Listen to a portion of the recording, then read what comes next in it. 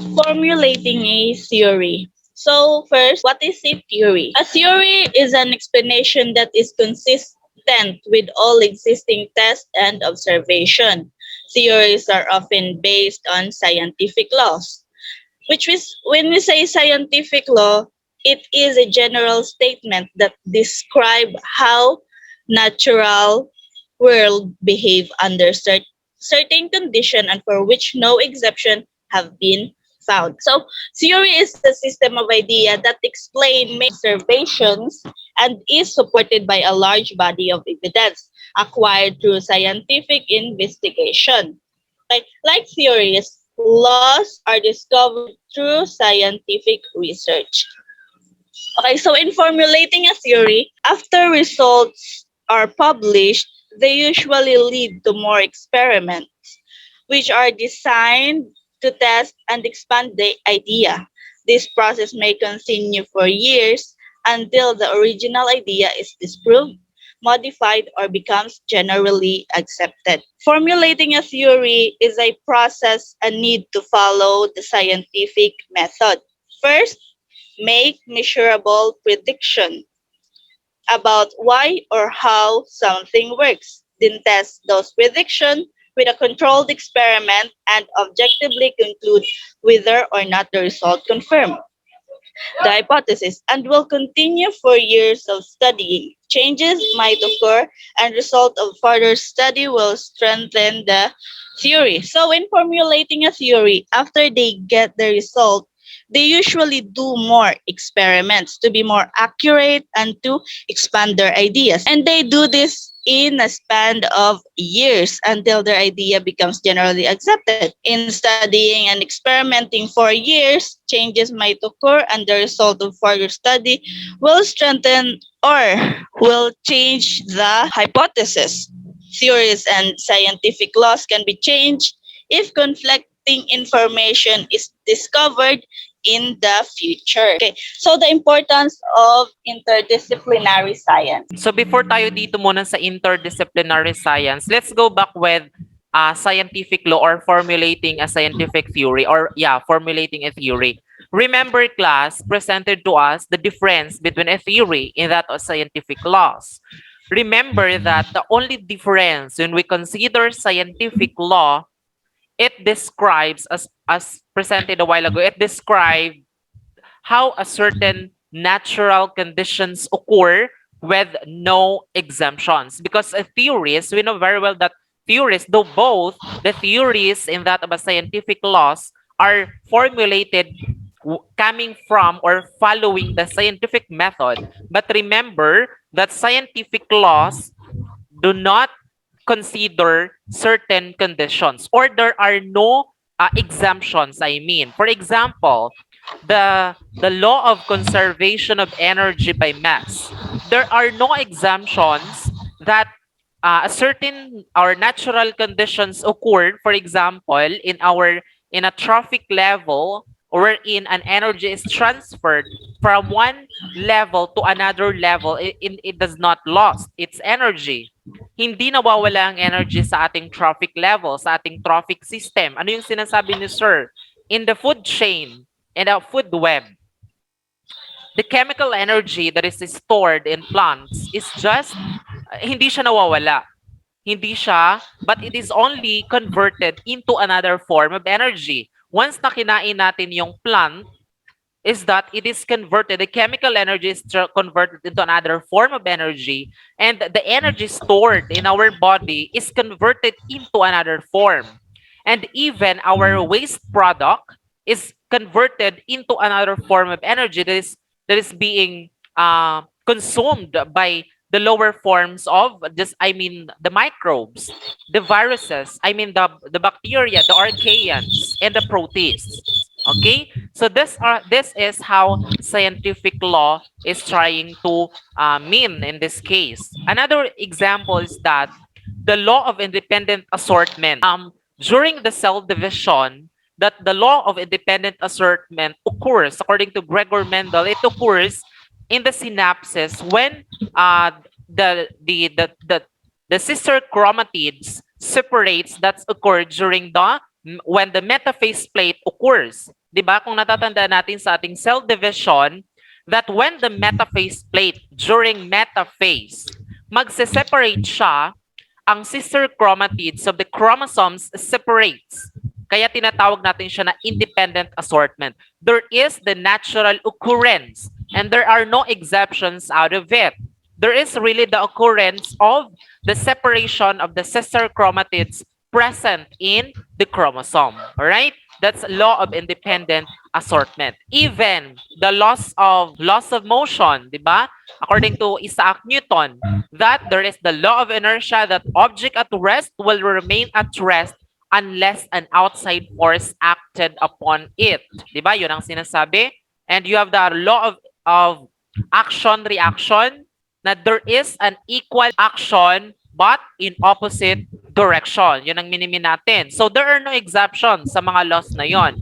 But when we are talking about a theories, but remember class ha, that theories in scientific laws can be disproved if there is a thorough critiquing and thorough analysis and scrutiny of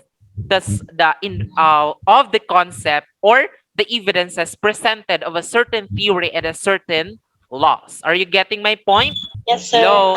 Are you getting my point? All right. Sige.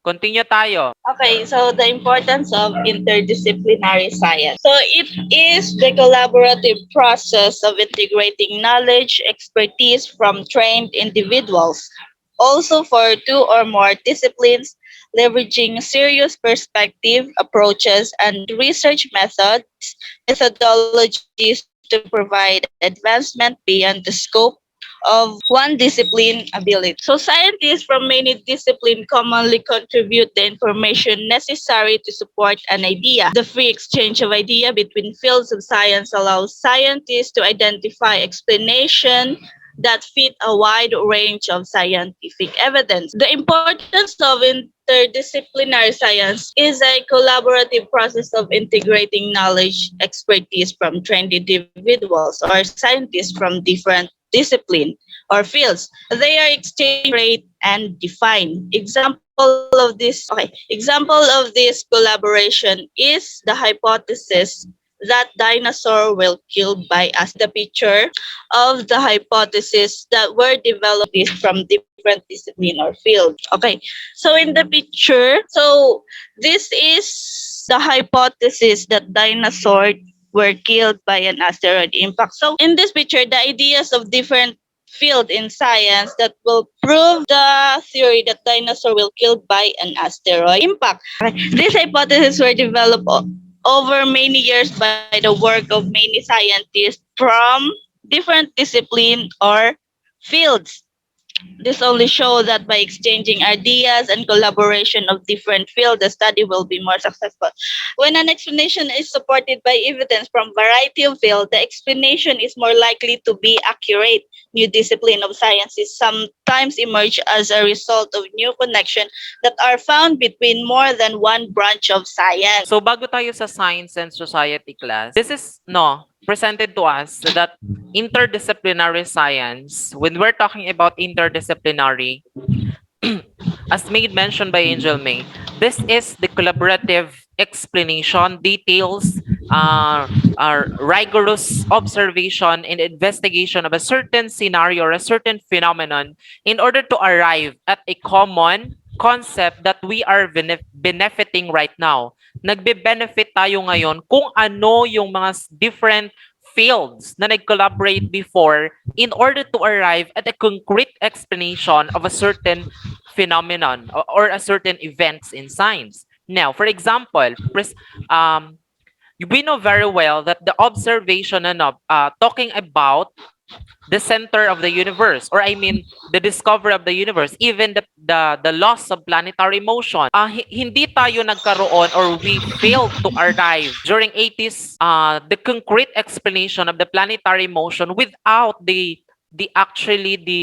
contribution of the fields of religion, the field of philosophy that really contributed na pinag-isa siya to the point that we have now the laws of planetary motion by the ideas of Johannes Kepler and even the discovery of a certain atom. Hindi nagkaroon ng concrete explanation na ito pala, there are those mathematicians, there are those statisticians, there are those philosophers. Imagine a philosopher individual who contributed to the discovery of an atom, the discovery of the calendar. We could not have the actual or the complete explanation of what is the existence of the calendar without actually the contribution of the different fields of it. So, andyan, Eratosthenes is, we have the archaeologist, may meron tayong geologist, to the point na, as presented previously, made possible by the scrutiny of a peer review process, nagkaroon tayo ng concrete explanation na pinapakinabangan natin ngayon of what is really happening in our universe, in the earth. So that's the importance of interdisciplinary science. So dito, the discovery of the dinosaur, even before, di ba?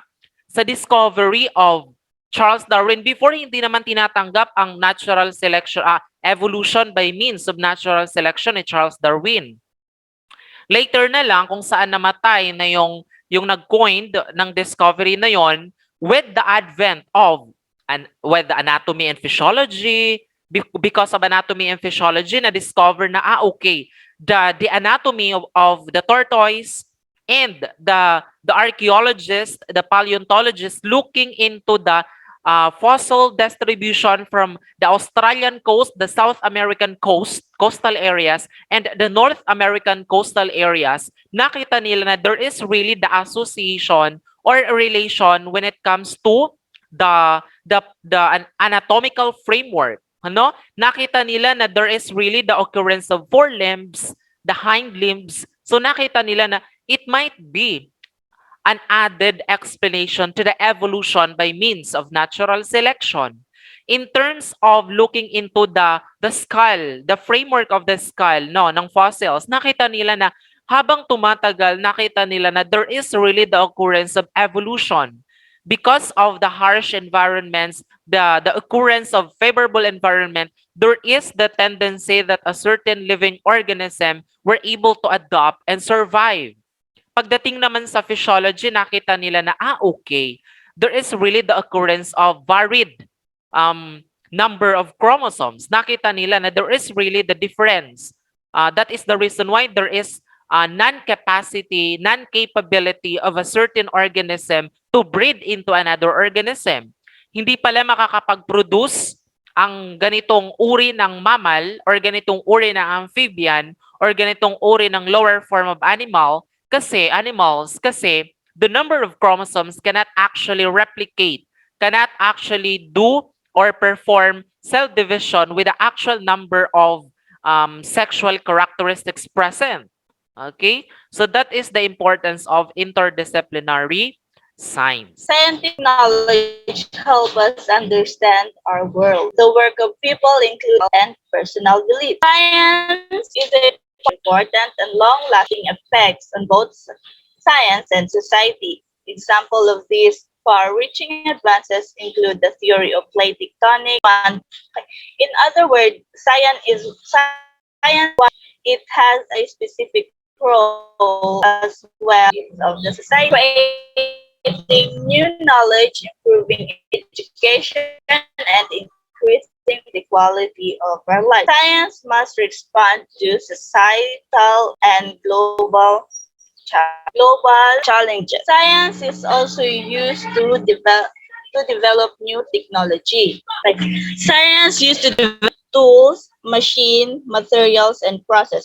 Sometimes technologies are designed to address specific human needs. For example, technology that was designed for space exploration has been disproved, computer, cars, medical equipment, and airplanes. However, new technology may also cause problems. Based from the scientists, some research leads to new technology may or may not consider the possible effects of their works. We should do consider alternative risk and cost and benefits to human and to the to the other life and to the earth. So in the next slide, this is the Alaskan Pipeline. Carried more than 15 billion barrels of oil since it was built in 1977.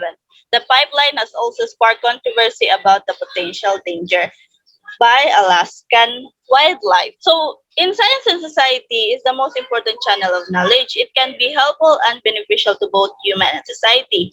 With the work of science, we have improved our education, learned something new, and increased the quality of our lives. By creating and developing new technologies that are just as specific human needs such as computer, cars, medical equipment, and airplanes. Since science is also used to develop new technology, including new tools, machine, materials, and process. Sometimes technology are designed to address a specific human needs. For example, technologies designed for space exploration has been used to improve the technologies that I have mentioned. However, new technology may also cause problem based from the scientists. Some research lead to new technology may or may not consider the possible effects of their work. So some of this technology can be harmful to human health and lives, even in wildlife and in the earth. Example of this is the Alaskan Pipeline. Okay, this picture. So, Alaskan Pipeline is one of the world's largest pipeline and could be in danger. Sowing permafrost threatened to undermine the support holding an elevated section of an pipeline, jeopardizing its structural integrity and raising the potential of an oil spill in a delicate and remote landscape. Right? Scientific observation is not always easy. Okay, the Revol RoboVolt explores. It is a mobile robot built for volcanic exploration. It helps the research learn and better understand the ongoing activities at the volcanic site and help predict and prevent unnecessary casualties. And the Mars Science Laboratory. Okay, so Mars Science Laboratory is a robotics space probe mission to Mars launched by NASA on November 26, 2011. It it is a studying carbon and water cycle on the planet through its history that it seeks to determine in what form and amount carbon and water is stored on the planet or in its atmosphere and how that may have changed through time. So mapapag-aralan pa rin ng mga scientists natin yung Mars even without going there. Okay, the next robot is the DEPTHX, an underwater rover. The goal of this is to study the sinkholes underwater, environmental, and to discover what kind of organisms are still living in the deepest sinkhole in the world. At the same time, also creating dimensional map of the sinkhole at the nanometer scale, which have found uses in several fields and have been noted to be at great interest in the biomedical field. Nanobots serve as miniature surgeons, which can be used to repair damaged cells or entirely replace intracellular structure. Moreover, they can replicate themselves to correct a genetic deficiency or replace DNA molecule to indicate diseases. So these robot surgeons na magabulig sa atin mga doctor or physician para mas mapadali ang inda trabaho. Before that, before we continue, no, allow me to at least give some insights in the creation, perhaps, or converting actually, or we are putting it, a scientific concept into manipulative one. That is actually one of the important thing that aids humanity or even other forms of animals na nakakatulong sa kanila, and that is technology, ano. So you've made mention different technologies here. This is very important, ano, because come to imagine, we cannot actually separate with the use of our bare hands ang ating blood.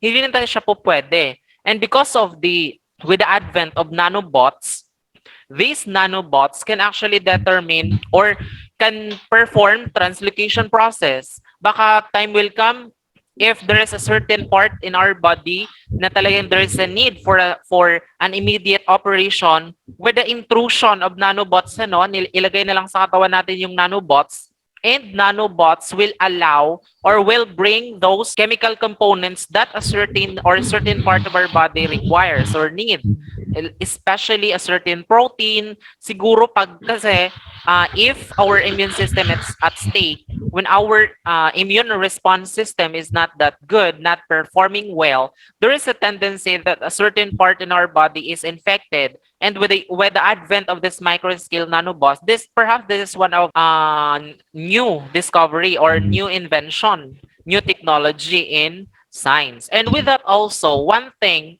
you made mention underwater rover. Um, by the way, do you know who is the first Filipino scientist na nakarating sa MDM Deep? Kilala nyo yung first Filipino scientist na na reach ang MDM Deep ng Philippines, na that this MDM Deep is actually part of the exclusive economic zone of the Philippines. Isa siya sa pinakamalalim, the third deepest spot in the world. Kilala niyo siya. Uy, dapat kilala niyo siya. Baka mamaya lumabas siya sa list. Sir, napanood ko siya sa TV Patrol pero nalimutan ko name niya. Yan, dapat tandaan niyo siya. Diin siya hali na university. Marine scientist siya. Dr. Deo Florence Unda from University of the Philippines, a marine scientist. Ano? Uy, tandaan niyo yan. Si Dr. Deo Florence Unda. So, with the aid of underwater rover, come to imagine kung sing ano ito siya kaidalom, na to the point na on the documentary, we have technologies that can actually help us to really discover what are those diverse mechanism or diverse living organism in our marine ecosystem. Same thing with in our universe. Ang dami nating pinapalipad. We have so much technologies that will allow us to give ideas and concepts. What are those in our universe? Okay? Actually, this discussion was related to my discussion to which is the scientific method. Not all scientists think alike. And scientists don't always agree. Scientists always don't agree about various concepts. However, all scientists use scientific methods, as I have said earlier. And scientific methods is not a sequential steps. Rather, these methods are the guidelines for them. And in this lab, you will apply scientific methods as you examine places where puddles often form after rainstorms. So, sinipon na discussion ni Ma'am Rogen, ang ginhatag po sini, or an idea po sini is the scientific methods given example. So, an example po didi is yung puddle after the rainfall. In make observation, examine the area of the puddle and the surrounding area carefully. This is the example of scientific methods. Make a numbered list of what can be seen, heard, smelled, or felt. Sample observations are as follows. The ground where the puddle forms is lower than the surrounding area, and there are cracks in the soil. Remember to avoid making any suggestion or causes. Kapag daw nasa isang ka na area of investigation, you have to first observe, feel, and smell, even smell and see. But don't interfere or don't alter the area. You have to keep it the way as it is you have seen firstly. And after that, you make observation. After you make an observation, you have to form a hypothesis. Of course, review your observation and write possible hypotheses for those observation. A sample hypothesis might be cracks in the soil, observation 2, may have been caused by the lack of rain, observation 5. May sa isa po na paddle, this is a given example, in a paddle, may mga cracks sa soil niya, sa surrounding soils.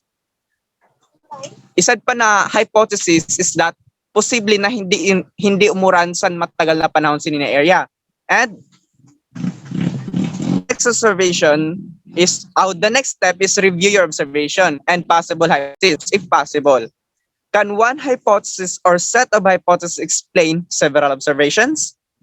Is each hypothesis reasonable? when compared with the others?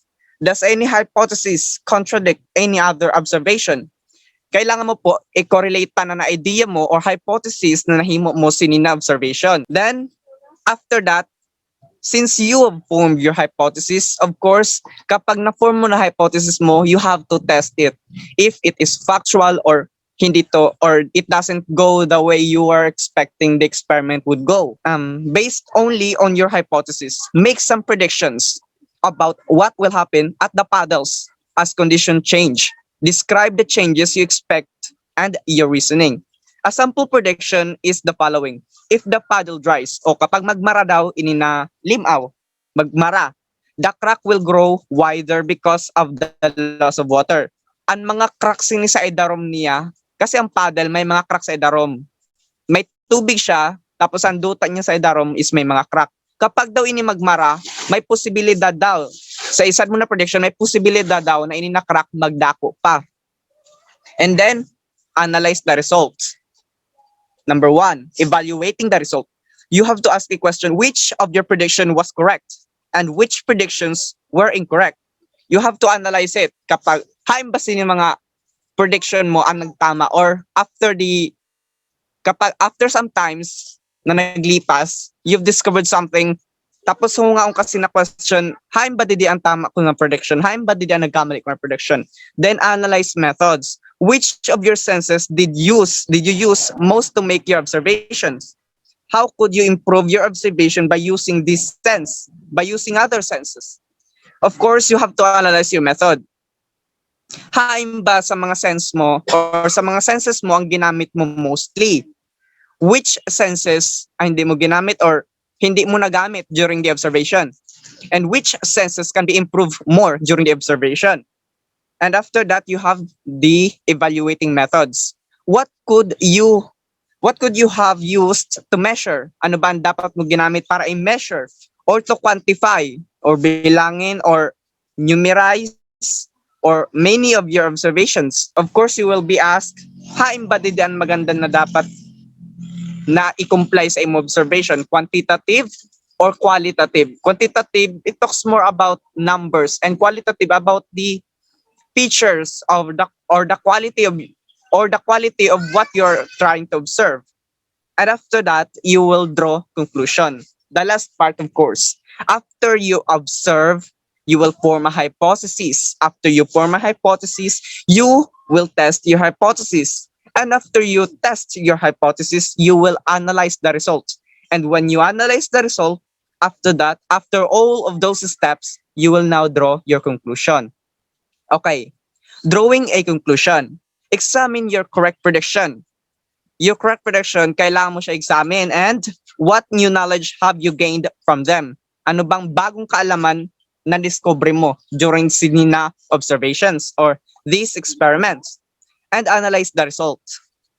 Re-examine your hypothesis. What can you say now about the ones that were correct?